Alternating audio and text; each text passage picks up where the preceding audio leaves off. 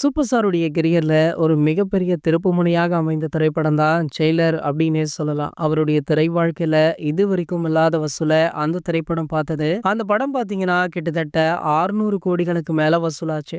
அதுல இருந்து super star Rajinikanth அவர்கள் தொடர்ச்சியாகவே பேன் இண்டியன் படங்கள்ல தான் நடிப்பேன் அப்படின்னு முடிவு பண்ணிருக்காரு.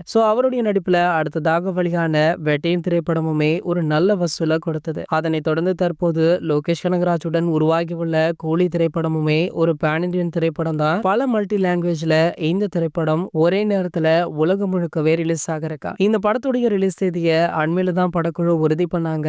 அதாவது ஆகஸ்ட் 14ஆம் தேதி இந்த திரைப்படம் உலகம் முழுக்கவே ரிலீஸ் ஆகும் அப்படின்னு ஒரு பக்காவான போஸ்டருடன் இந்த அறிவிப்பு வெளியாச்சு. இத்துடன் நான் கூலி ப்ரொமோஷனுக்கு மட்டும்தான் சோசியல் மீடியாக்கள்ல ஆக்டிவாக இருப்பேன் அப்படின்னு இந்த படத்துடைய இயக்குனரான லோகேஷ் கனகராஜ் அவர்கள் திடீரென அண்மையில ஒரு ட்வீட் போட்டாரு. இதனடுத்து பாத்தீங்கன்னா படத்துடைய பிசினஸுமே ஒரு பக்கம் சூடுபிடிக்க ஆரம்பிச்சிருக்காம். அதன்படி பாத்தீங்கன்னா இந்த படத்துடைய பாலிவுட் உரிமை ஒரு மிகப்பெரிய விலைக்கு விற்றுள்ளதாக சொல்லப்படுது.